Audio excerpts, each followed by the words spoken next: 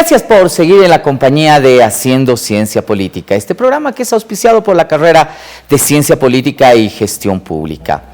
El programa se ha visto siempre engalanado con personalidades, no solamente del ámbito político, del ámbito del análisis, del ámbito teórico, sino también personalidades del campo cultural y de la historia misma del país. Hoy nos sentimos altamente privilegiados al contar con la presencia de don Mariano Baptista Gumucio. Don Mariano ha sido en muchas oportunidades ministro de Educación, ha sido una personalidad en el ámbito diplomático, pero creo que todos valoramos el trabajo que ha hecho don Mariano Baptista en el ámbito de la cultura, de la educación. Tiene un sinfín de obras literarias, tengo solamente dos en este momento en mis manos, por ejemplo, una evocación de Augusto Céspedes, Simón Rodríguez, el maestro del Libertador. Es decir, textos que han aportado muchísimo, han contribuido de manera, yo diría, grandiosa al desarrollo de la literatura y de la educación boliviana. Don Mariano, es un privilegio tenerlo en el programa. Por tus palabras, Marcelo, encantado. Don Mariano, queremos hacer una especie de paréntesis en el ámbito de del análisis político que generalmente se hace en el programa y queremos hablar un poco de educación, de cultura. Quiero comenzar preguntándole cuál es la incidencia que tiene la educación en la política en general, ¿no? Es decir, muchos dicen, tenemos y hemos vivido décadas turbulentas de política, de inestabilidad, de gente que ha tenido diferentes matices en la administración política. ¿Cuánto influye la educación en este resultado? Bueno, la educación, paradójicamente, debería ser el gran timón del progreso del país, pero también ha retrocedido. Y ha retrocedido no por los maestros ni por los ministros, sino por esta situación convulsa que tú dices. Esos 2 últimos años, Bolivia los ha perdido literalmente. No es verdad que los chicos hayan podido tener unas clases virtuales, no ha habido presenciales, porque no hemos llegado rápido a la tecnología que han adoptado otros países, ¿no? Y además no hay recursos y no abarcamos la geografía del país. Se suponía que el satélite Tupac Katari iba a cubrir toda la geografía boliviana y que uno podía bajar lo que deseaba. No ha sido así. De manera que yo he visto casos lacerantes de familias que se prestaban para comprar un celular y que el chico pueda seguir por celular. En fin, debemos ser honestos y decir que Bolivia ha retrocedido en educación y cultura, naturalmente, 2 años. Ojalá que este año que viene nos recuperemos un poco. Claro, los efectos pueden darse a corto plazo, a mediano y a largo plazo también. Claro, es decir, tenemos efectos que todavía no los estamos viendo y no los estamos viendo, ¿verdad? Es decir, ¿cuánto cree usted que estos 2 años perdidos de ausencia en educación y en cultura pueden incidir en un concepto de sociedad que está yendo a tratar de convivir en armonía, en paz, sin polaridades? Bueno, la función de la educación es esa: formar ciudadanos responsables, útiles a sus familias, a la comunidad y a la ecología también. Estamos destruyendo el país simultáneamente a esta desgracia nacional que tenemos por la falta de educación sistemática. Quemamos los bosques con un entusiasmo demencial, ¿no? El incendio del bosque chiquitano no tiene nombre, ha sido una desgracia sudamericana, no solo boliviana. Don Mariano, tengo en mis manos un texto suyo que es Simón Rodríguez, el maestro del Libertador. Sí. Más allá del texto, que es de muy fácil lectura, es un texto bastante interesante, hay un mensaje central, me parece, en la obra, y es de que Bolívar fue Bolívar y pudo lograr lo que logró porque tuvo un gran maestro detrás, ¿no? Sí. Y ahí me lleva un poco a hacer una especie de reflexión, sin entrar en particularidades, de cuán bien o cuán mal han estado formados nuestros líderes a lo largo de la historia del país, dados los frutos de la conducción política que han tenido. Bueno, tendríamos que usar este programa y varios otros para hacer una síntesis. Sin embargo, te digo que yo escribí este libro. Hay una normal, Simón Rodríguez, en Cochabamba, y los muchachos no saben quién es. En general nadie sabe quién es. Entonces yo quise retratar su paso por Bolivia. Y fue un paso también malaventurado, porque Bolívar pensó que iban a ser pareja con Sucre, con el mariscal Sucre, y le pidió dejar a su maestro con él. Pero no hubo compatibilidad de caracteres. Rodríguez quiso contratar a algunos maestros, quiso traer un carpintero de Buenos Aires, y Sucre luchaba con un presupuesto muy bajo, y entonces chocaron. Y él, que era sumamente orgulloso, Rodríguez, le escribe una carta a Bolívar y le dice: ¿por qué me ha dejado usted aquí? Y se va a Santiago, va a varios lugares y publica libros. Yo tengo un original, él era cajista, porque antes el linotipo, las letras se hacían a mano, se colocaban a mano, ¿no? Él era eso, y él hacía con corchetes sus obras. Entonces, una obra rarísima que me gustaría que esté en la Casa de la Libertad. A ver, veremos qué sucede. En todo caso, se fue dejando un plan para la educación popular. Él tenía ideas brillantísimas, pero chocó también con una sociedad que rodeó al mariscal Sucre demasiado conservadora, que lo consideraba un excéntrico, hasta un loco, y no lo aceptaba. Esas son las desgracias pequeñas y grandes que ha tenido Bolivia.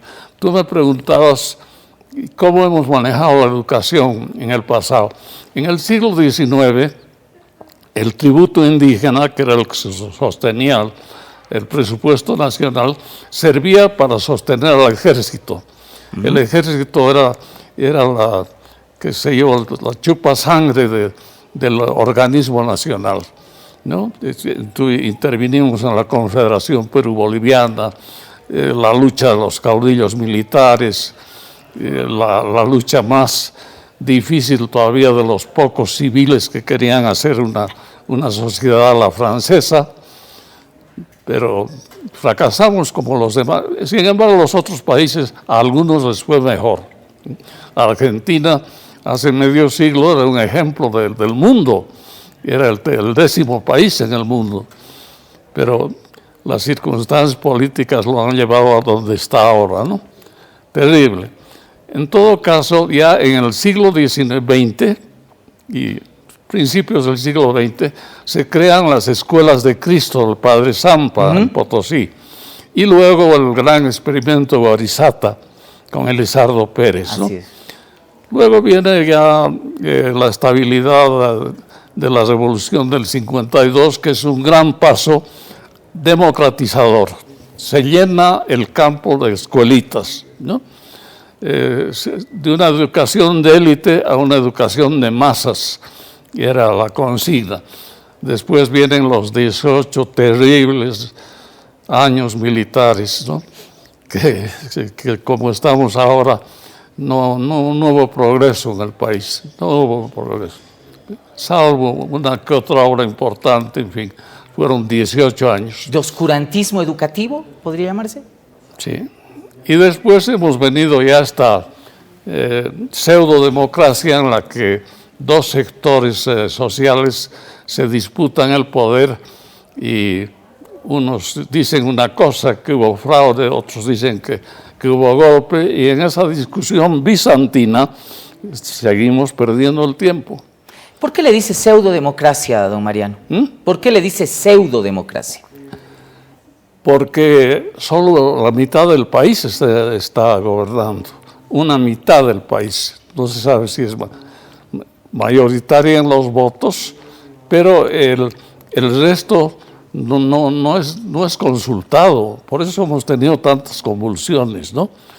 Y lamentablemente hay una grieta que no podemos cerrar, que es Occidente y Oriente.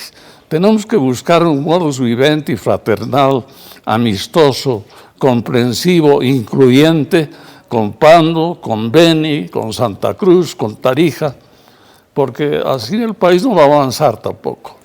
Don Mariano, quiero hacerle una pregunta muy directa, porque pareciera, por el relato histórico que usted hace, que ha habido una consecuente o un consecuente desprecio por la educación por parte de las élites políticas.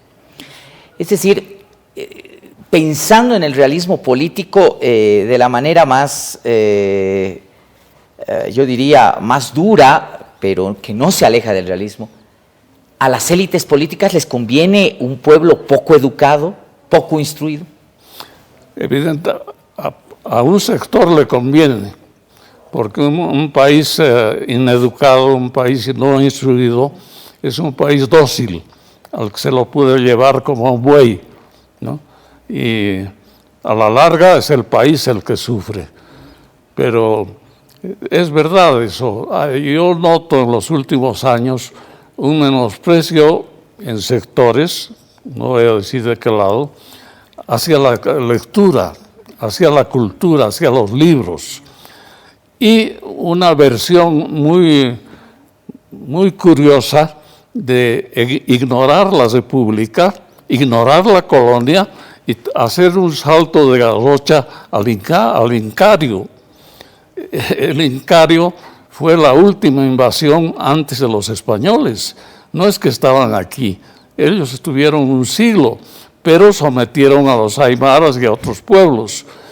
De manera que la historia es violenta, es implacable, es dura, y no podemos pensar en buenitos y malos, ¿no?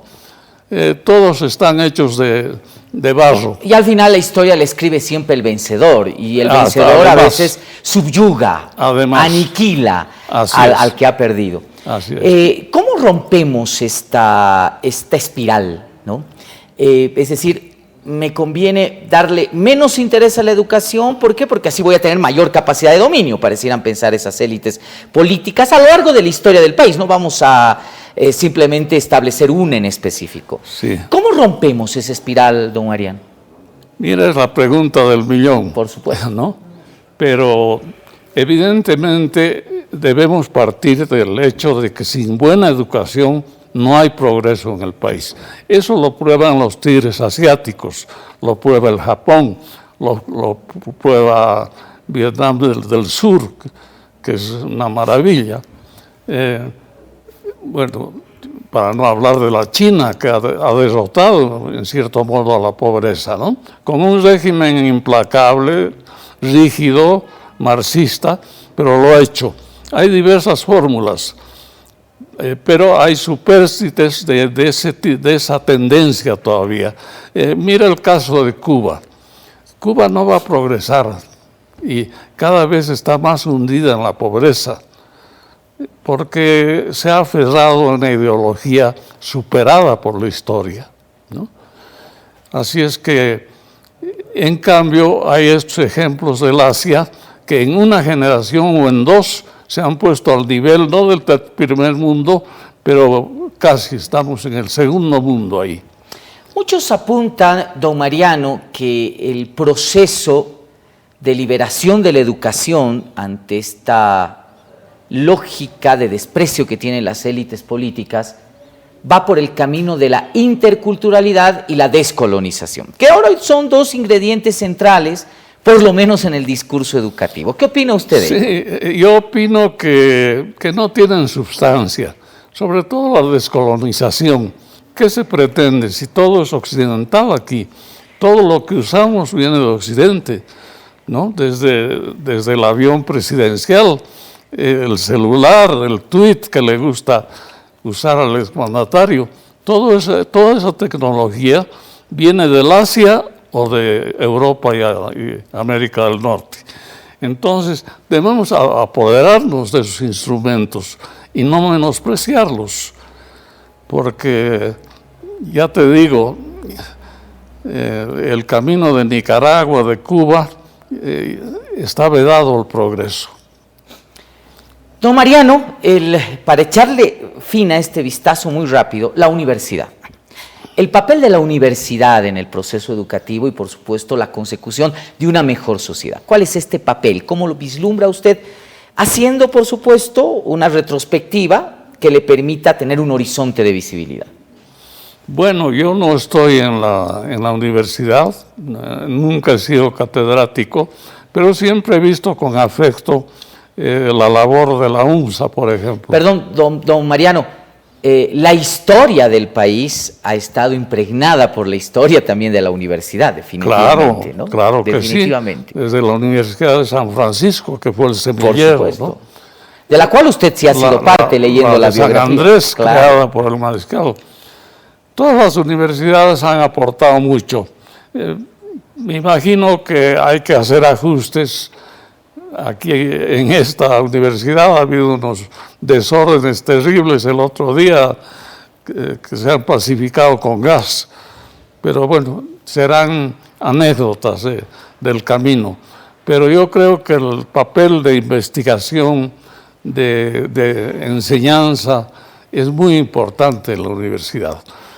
Pero yo te decía antes de empezar que te traía una sorpresa. Yo desde hace años les mando a los ministros de educación 2 páginas del internet con la reseña de lo que es la Academia CAN. No sé si has oído hablar de ella. Don Mariano, por favor, adelante, las cámaras suyas. Bueno, tengo aquí esas 2 paginitas. Este señor se llama Salman Khan, todavía es un hombre joven. El año 2006 es graduado de Harvard y del Instituto Tecnológico de Massachusetts, es decir, el top de la educación occidental. Así es. Él es de Bangladesh y de madre de hindú. Este señor podía ser multimillonario con la herramienta que ha ideado. Resulta que un día una sobrina le pide una solución a un problema que tenía que contestar. Y él con el teléfono y con una pisada le explica. Y se da cuenta que tiene unas dotes pedagógicas porque la chica entiende enseguida y aplica. Y crea la Academia Khan, que es la única academia en el mundo que enseña todas las materias que tú me puedas decir. Por ejemplo, en matemáticas, ¿qué enseña? Esto, trigonometría, lo que sea. En física, en historia del mundo. Una historia sin lo que tú planteabas en la descolonización, porque esas son palancas que nos echan para atrás. Tenemos que mirar hacia adelante. Bueno, de manera que hoy día hay unos 2.800 videos y en 86 lenguas. Él ha recibido el premio Princesa de Asturias el año 2009. Entonces, este hombre ofrece sus programas gratuitamente, están en YouTube, pero un ministro de Educación con 2 dedos de frente inmediatamente le escribiría y le diría: mi país está en este estado. Porque ¿qué pasa, Marcelo?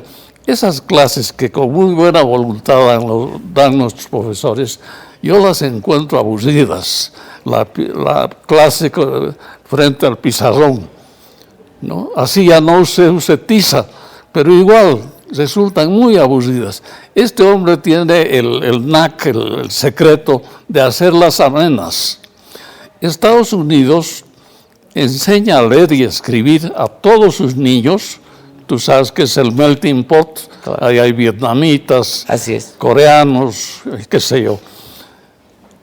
Aprenden en 2 años, de 5 a 6 a 7, no solo a hablar bien inglés, sino a leer, escribir y hacer cálculos con el programa Sesame Street.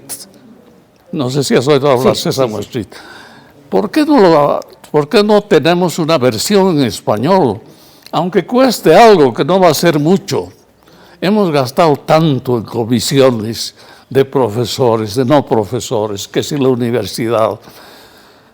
Y nuestras normales ya no te quiero cansar con ese tema, pero están muy atrasadas también, ¿no?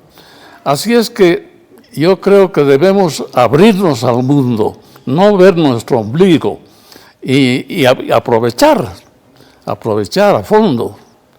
Estas oportunidades, por ejemplo. Sí.